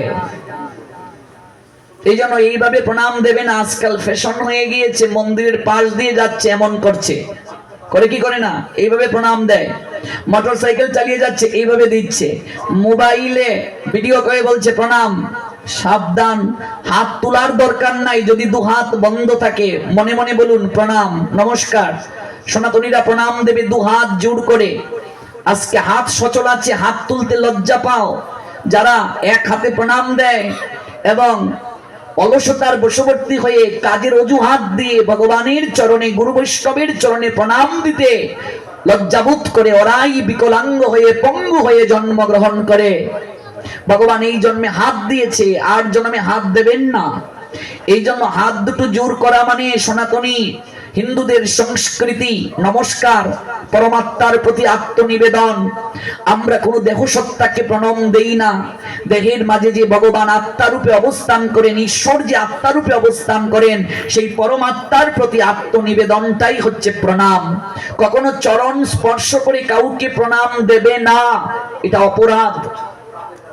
চরণ স্পর্শ করলে সেই প্রণাম আর ঈশ্বরের কাছে যায় না, ব্যক্তি সত্তার কাছে থেকে যায়। এই জন্য প্রণাম চরণ স্পর্শ করে নয়, দূর থেকে প্রণাম। আর চরণ স্পর্শ করলে হাত ধৌত করতে হয়। চরণ স্পর্শ করলে সুচেতনাও যায়, কুচেতনাও যায়। তাই চরণ স্পর্শ না করে প্রণাম দেওয়াটাই শ্রেয়। শাস্ত্র বলছে চরণ ধুলি নেয়ার কথা। তো সাধু যে পথ দিয়ে হেঁটে যাবেন, সেখান থেকেই ধুলি নিয়ে মস্তকে দিতে হবে। এখানে এত এত আপনারা সাধু বৈষ্ণব বসেছেন, আপনারা বসেছেন, এই জায়গা থেকে ধুলিকণা নিয়ে অঙ্গে মাখলেই সর্বতীর্থের ধুলি মাকার কৃপা হয়ে যাবে। কিন্তু চরণ কখনো স্পর্শ করতে নেই। বাবাজিরা বাবাজিদেরকে আলিঙ্গন দেবে, মায়েরা মায়েদেরকে আলিঙ্গন দেবে। বাবাজিরা মায়েদেরকে আলিঙ্গন দেবে না, মায়েরা বাবাজিদেরকে আলিঙ্গন দেবে না। মহাপ্রভুর এটা নীতি বিরুদ্ধ। আজকাল কীর্তনে অনেক মা কীর্তনিয়া যারা, মহিলা কীর্তনিয়া যারা, তারা বাবাজিদেরকে গিয়ে আলিঙ্গন দেয়। এটা উচিত নয়। অষ্টসখী নবসখী অনেক কীর্তনিয়া ইয়াং পুলাপান সামনে বসে আলিঙ্গন দেয়, এগুলো উচিত নয়। এগুলোর দ্বারা অপরাধ হয়, অনন্তকাল নরকগামী হতে হবে। কোন মায়েরা বাবাজিদেরকে মালা পরিয়ে দেবে না, বাবাজিরা মায়েদেরকে মালা পরিয়ে দেবে না। বাবাজিরা বাবাজিদেরকে মালা পরাবে, মায়েরা মায়েদেরকে মালা পরাবে। এটাই শ্রীমান মহাপ্রভুর সিদ্ধান্ত। এর বাহিরে গেলে অপরাধ হবে। এক হাতে কখনো প্রণাম দেবে না। প্রণাম রাস্তা দিয়ে যাচ্ছেন, আপনি পঞ্চাঙ্গে প্রণাম, মাটিতে পড়ে প্রণাম দেওয়ার সুযোগ নাই, লাগবেও না। অন্তত হাতটা জোর করুন, প্রণাম নমস্কার, কিংবা জয় নিতাই যাই বলুন, জয় রাধে, হরে কৃষ্ণ, জয় গুরু যাই বলুন, জয় কানাই যাই বলুন, কিন্তু হাতটা জোর করুন। পরমাত্মার প্রতি আত্মনিবেদন। আমার প্রভু অনলে আছেন, অনিলে আছেন, নবনীলে ভূদর সলিল গহনে, বিটপিলতায় জলদের গায়ে, শশী তারকায় তপনে। আমার প্রভু নেই কোথায়? আমার প্রভু আমার হৃদয়ে আছেন, প্রত্যেকের হৃদয়ে আছেন। এই জন্য হাত জোড় করে প্রণাম দেওয়া মানে পরমাত্মার প্রতি আত্মনিবেদন করা। প্রণাম দিয়ে ভাগবতী বসুন, যাওয়ার সময় প্রণাম দিয়ে যান, এত তাড়াহুড়ার প্রয়োজন নাই। প্রণামটা দিয়ে যান, প্রণামটা দিয়ে বসুন। প্রত্যেক মা বাবার দায়িত্ব সন্তানকে 3 বেলা প্রণাম দিতে শেখানো। আজকাল গুরু বৈষ্ণব গৃহে গেলে মা ডাকে বাচ্চাকে, বাবা প্রণাম দিয়ে যা, বাচ্চা প্রণাম দেয় না, লজ্জা পান মা বাবা। কারণটা কি? সেই মা বাবা নিজেই 3 বেলা ঠাকুরকে প্রণাম দেয় না। কি করে শিখবে বাচ্চা? সেই বৌমা নিজেই শ্বশুর শাশুড়িকে সকাল সন্ধ্যায় প্রণাম দেয় না, মা বাবাকে প্রণাম দেয় না, কি করে শিখবে বাচ্চা? ইয়াত ইয়াত আচরতি শ্রেষ্ঠ তত্ত্বতেব ইতর জনঃ সয়াত প্রমাণম কুরুতে লোক তৎ অনুবর্ততে। শ্রেষ্ঠ ব্যক্তি যা আচরণ করে, গীতায় ভগবান বলছেন, সাধারণ লোক তা অনুকরণ করে, তিনি যা জগতের বুকে প্রমাণ রাখেন সবাই গ্রহণ করে।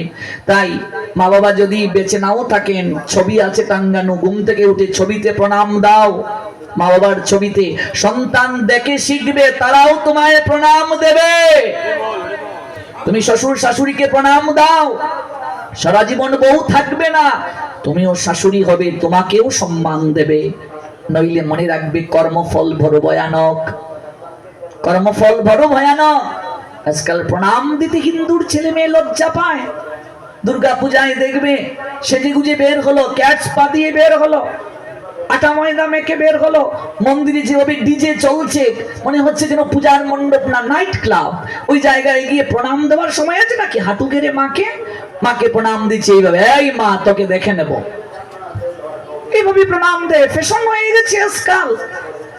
অথচ বিষ্ণু স্মৃতিতে স্বয়ং ভগবান বিষ্ণু বলছেন এক হস্ত প্রণামাশ্চ একাচৈব প্রদক্ষিণা অকালে দর্শনং বিষ্ণু হন্তির পুণ্যং পুরাকৃতম। এক হাতে যদি কেউ প্রণাম দেয়, স্নানরত অবস্থায় শৃঙ্গারে যদি কেউ বিগ্রহ দর্শন করে, আর প্রসাদ প্রাপ্তির সময় শয়নের সময় যদি কেউ প্রণাম দেয়, তাহলে তার সকল পুণ্য নষ্ট হয়ে যাবে। এই জন্য প্রণামটা মুখ্য। প্রণাম দিয়ে বসো, প্রণাম দিয়ে যাও, সন্তানকে প্রণাম দিতে শেখাও। ভগবান জানালেন গীতায় 3টি শ্লোকে প্রণামের কথা। ভগবান বললেন মাম নমস্করু, আমাকে প্রণাম দাও, আমার কথা শ্রবণ করো। আমার কথার মাঝে এত শক্তি, নাম নামকারী বহুদা নিজ সর্বশক্তি, আমার নামের মাঝে কত শক্তি।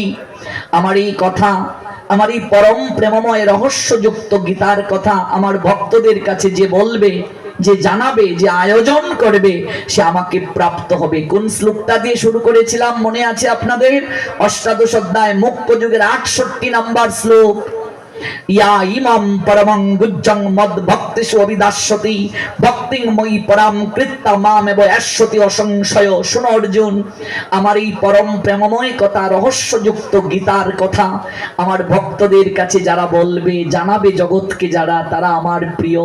তারা দাতা শুধু নয়, তারা শ্রেষ্ঠ দাতা, তারা দাতা শিরোমণি। সংশয় করিও না, মামেব অশ্বসি অসংশয়। দেখুন শেষে অসংশয় শব্দটা আছে। তুমি সংশয় করিও না, সেই ব্যক্তি অবশ্যই, অতি অবশ্যই আমার চরণ প্রাপ্ত হবে, তাতে কোনো সন্দেহ নাই। আমার চরণ প্রাপ্ত হবে। কাজেই যারা এই ভাগবত অনুষ্ঠানের আয়োজন করেছেন, যারা এই নাম যজ্ঞের আয়োজন করেছেন, এই নরসিংদী জেলার মাধবদী থানাস্থ ভগীরথপুর গ্রামের ভক্তবৃন্দ, তারা শুধু দাতা নয়, তারা দাতা শিরোমণি। তারা আত্মার আহারের ব্যবস্থা করেছেন। আমরা প্রতিদিন যে আহার করি, এটা দেহের আহার। আপনি নিরামিষেই খান, মাছ মাংস খান, এটা কিন্তু দেহের আহার, এটা আত্মার আহার নয়। আহার 3 প্রকার, সাত্বিক, রাজসিক, তামসিক। প্রত্যেককেই সাত্বিক আহারে যেতে হবে, প্রসাদ পেতে হবে, তাহলেই চেতনা শুদ্ধ হবে। কিন্তু আপনি রাজসিক আহার করছেন, তামসিক আহার করছেন, এটা আপনার দেহের জন্য। সাত্বিক আহার করছেন, সেটাও দেহের জন্য, আত্মার জন্য নয়। আত্মা দেহকে পরিচালনা করে।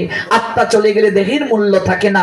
আপনি দাঁড়িয়ে থাকতে পারবেন না, আমি বসে থাকতে পারবো না, কথা বলতে পারবো না।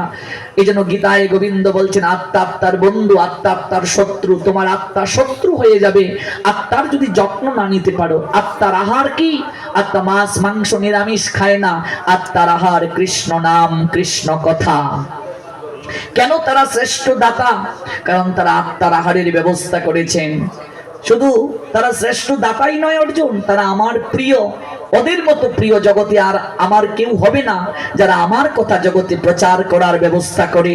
ন চ তস্মাৎ মনুষ্যেষু কশ্চিৎ মে মে প্রিয় কৃত্তম ভবিতা ন চ মে তস্মাৎ অন্য প্রিয়তর ভুবি। ন চ তস্মাৎ মনুষ্যেষু কশ্চিৎ মে প্রিয় কৃত্তম ভবিতা ন চ মে তস্মাৎ অন্য প্রিয়তর ভুবি। তার চেয়ে আমার অতিশয় প্রিয় মনুষ্য জীবের মাঝে কেউ হবে না, এবং পৃথিবীতে তার থেকে প্রিয়তর আমার আর কেউ হবে না, যে আমার কথা জগৎকে জানানোর ব্যবস্থা করে। এই কথা তুমি শ্রবণ করো কায় মনোবাক্যে। শ্রদ্ধাবান অনুসুচ শৃণুয়াতপি ইয়া নরহ স অপি মুক্ত শুভান লোকান প্রাপ্নুয়াৎ পুণ্যকর্মণাম। হে অর্জুন, এই কথা শ্রদ্ধার সঙ্গে যে কায় মনোবাক্যে সে যে ব্যক্তি শ্রবণ করবে, শৃণুয়াতপি ইয়া নরহ, ইয়া মানে যে, নর মানে মনুষ্য, যে মনুষ্য শ্রদ্ধার সঙ্গে এই কথা শ্রবণ করবে, সপি মুক্ত শুভান লোকান প্রাপ্নুয়াৎ পুণ্যকর্মণাম। ভগবান বললেন সে পুণ্য কর্মকারীদের নিয়ে অচিরাত এই দুঃখময় সংসার সাগর থেকে সে আমার নৈকট্যে চলে আসবে। তাকে কখনো জন্ম মৃত্যুর চক্রমুখে নিষ্কৃতি প্রাপ্তি হবে, চক্রমুখে ঘুরতে হবে না, তবে শ্রদ্ধার সঙ্গে শ্রবণ করতে হবে। যদি শ্রদ্ধাহীন হয়, অশ্রদ্ধা ধানা পুরুষা ধর্মস্য পরন্তপ অপ্রাপ্য মাম নিবর্তন্তে মৃত্যু সংসার বর্তনী। গোবিন্দ বললেন, ধর্ম পালন করছে কিন্তু শ্রদ্ধা নাই চিত্তে, অশ্রদ্ধা ধানা পুরুষা। নবম অধ্যায় রাজবিদ্যা রাজগুজ যুগের 3 নম্বর শ্লোক। অশ্রদ্ধা ধানা পুরুষা ধর্মস্য পরন্তপ অপ্রাপ্য মাম নিবর্তন্তে মৃত্যু সংসার বর্তনী। ধর্ম প্রতিপালনে যাদের শ্রদ্ধা হৃদয়ে মাঝে উদিত হয় নাই, অপ্রাপ্য মাম, তারা কোনোদিন আমায় প্রাপ্ত হবে না। আর তারা যদি আমায় প্রাপ্ত না হয় অর্জুন, মৃত্যুময় সংসার বর্তনীতে বারংবার তারা আসবে আর যাবে। এই আসা যাওয়া বারণ করে দেয় সাধু সঙ্গরূপ তরি। তরি মানে নৌকা। সাধু সঙ্গরূপ নৌকায় যারা আরোহণ করে তাদের আসা যাওয়া বারণ হয়, তাদের ভব সমুদ্র পাড়ি দেওয়ার সৌভাগ্য হৃদয়ে লাভ হয়। আমরা সেই সৌভাগ্যে সৌভাগ্যবতী হয়েছি, সৌভাগ্যবান হয়েছি।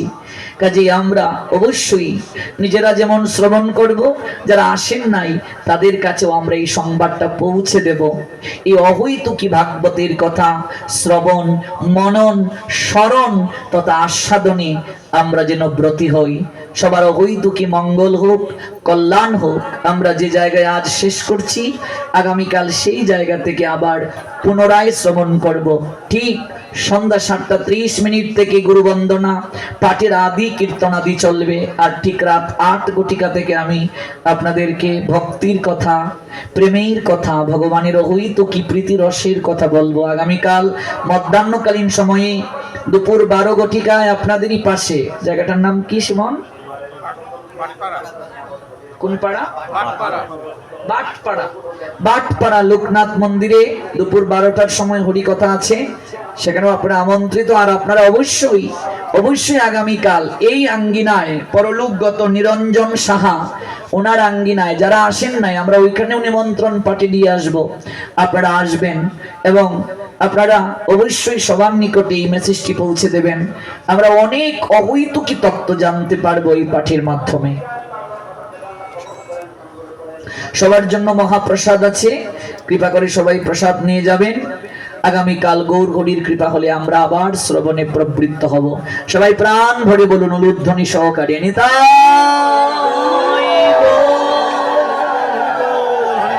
সীতানাথ প্রেমানন্দে হরি